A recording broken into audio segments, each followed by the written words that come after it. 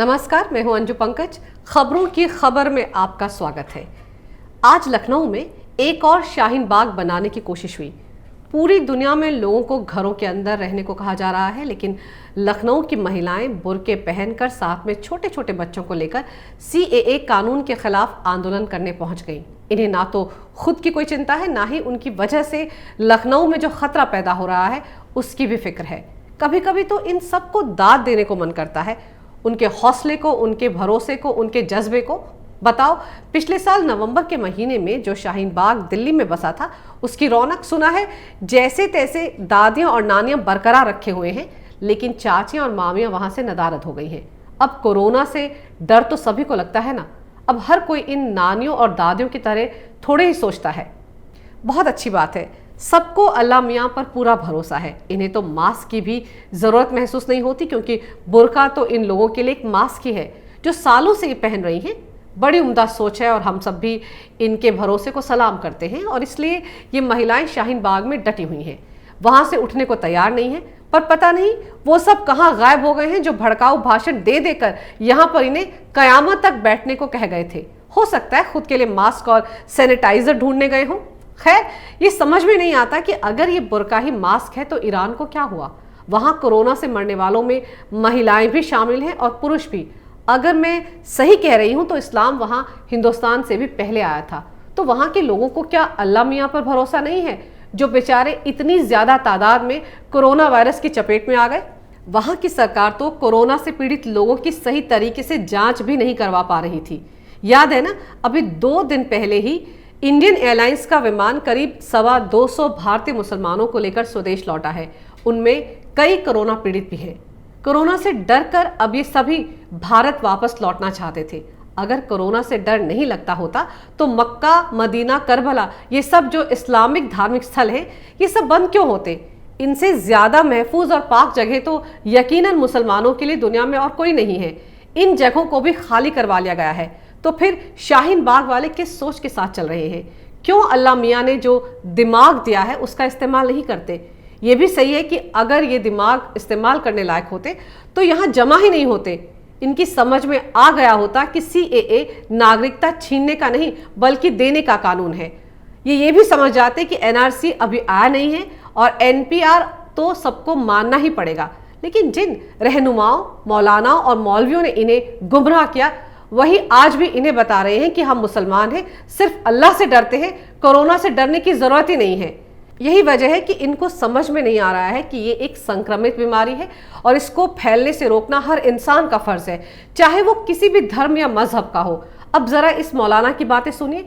ये एक James bond है जो बता रहे हैं कि कोरोना का कहर पूरी दुनिया पर क्यों बरपा है। अमून बांग्लादेशी आदमी को इटली में ख्वाब आया कि ये कोरोना वायरस एक इंसानी शक्ल में आया, और उससे पूछा, भयानक शक्ल थी, तू कौन है? उसने कहा, मैं हूं कोरोना वायरस। भाई किस लिए आया?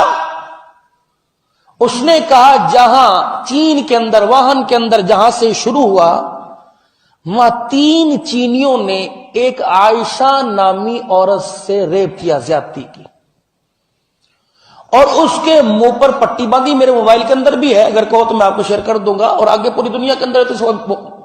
और बड़े बड़े आलिम, मौलाना सालिम साहब हो गए, मौलाना अब्दुल रहीम लबादा साहब, ये कोई आम आदमी जब ये मिंबर पे बैठ के बात कर रहे हैं तो ऑथेंटिक इनकी बात, मजबूत बात है इनकी।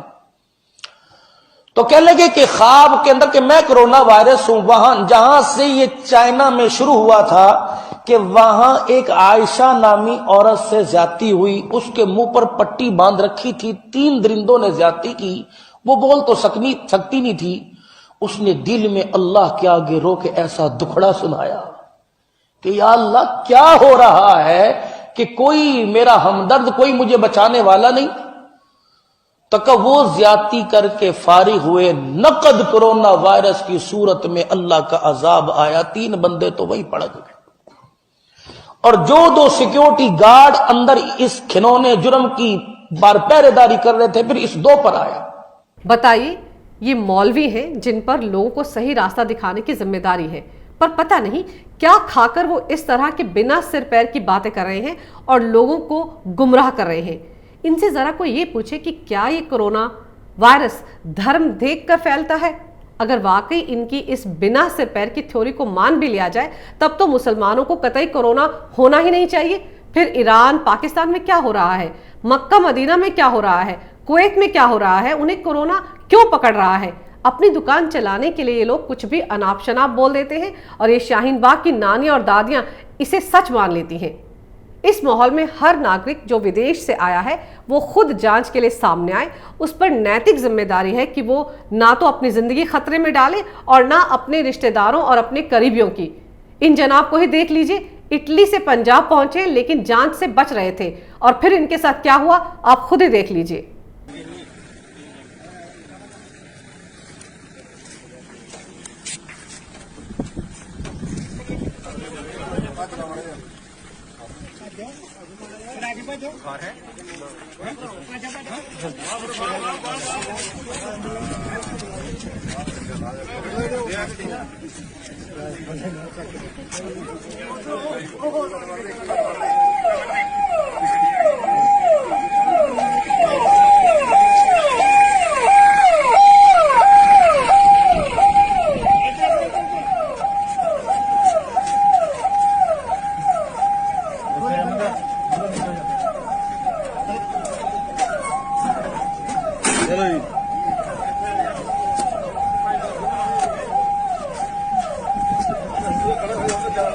देखिए कैसे पुलिस और हेल्थ डिपार्टमेंट की टीम को कितनी मशक्कत करनी पड़ी इस शख्स को पकड़ने के लिए, और भगवान जाने कितने लोगों को ये कोरोना से पीड़ित कर चुका होगा।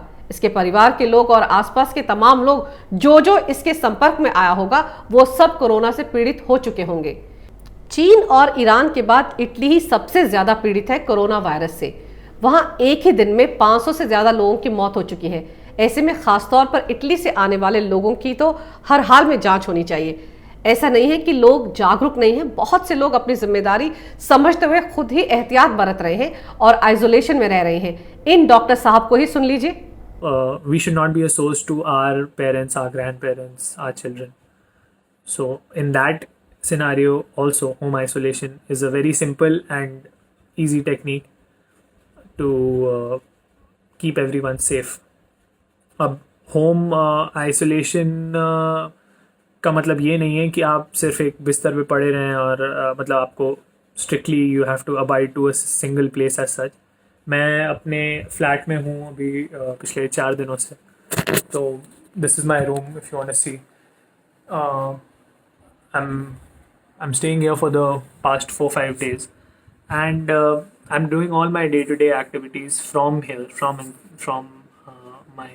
my house. जहाँ तक खाने की बात है, जितना मैं अपना यहाँ घर पे बना लेता हूँ वो मैं बना लेता हूँ। बाकी I order in from outside, and जब डिलीवरी आती है तो I ask the delivery man to leave it at the doorstep, and once he leaves I can take it without any contact with him. हर वो शख्स जिसे corona virus का संक्रमण हो चुका है वो मर ही जाएगा ऐसा हरगिज नहीं है। इसे समझना भी हम सब के लिए बहुत जरूरी है। अगर करीब 250 लोग कोरोना से पीड़ित हैं इस वक्त हमारे देश में, तो बहुत से लोग कोरोना वायरस को मात देकर ठीक होकर घर भी जा रहे हैं। भारत में अब तक 16 लोग कोरोना को हराकर घर वापस लौट चुके हैं, लेकिन उसके लिए समय पर इस बीमारी का पता लगाकर इसका इलाज करने की भी जरूरत है। ये समझना हम सब के लिए बहुत जरूरी है। लेकिन कुछ बददिमाग लोग ऐसे भी हैं जो नियम तोड़ने पर आमादा हैं। दिल्ली के इंदिरा गांधी इंटरनेशनल एयरपोर्ट की ये तस्वीर भी देख लीजिए। पासपोर्ट भी रख लो, हमें घर तो जाने दो। तो नहीं जाने देना, इसलिए तो पासपोर्ट रखे। पासपोर्ट का तो एक दिन रखो, चेक करो, जब नहीं प्रॉब्लम घर जाने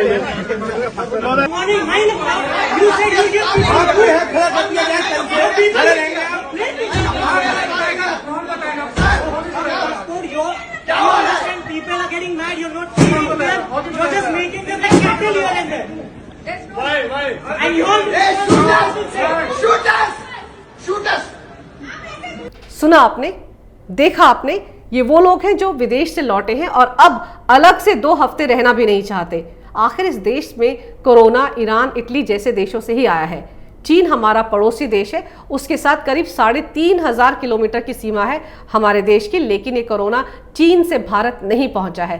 ये सिर्फ और सिर्फ विदेश घूमने गए भारतीयों के जरिए ही देश में घुसा है। भारत सरकार ने तो चीन के साथ सीमा को पहले ही सील कर दिया था, लेकिन विदेश गए भारतीय इस बीमारी को अपने साथ लेकर आ गए। हालांकि विदेश जाकर कोई पाप नहीं किया इन लोगों ने, लेकिन अगर ये लोग जांच एजेंसियों के साथ अब सहयोग नहीं करते हैं तो निश्चित तौर पर ये पाप ही कर रहे हैं।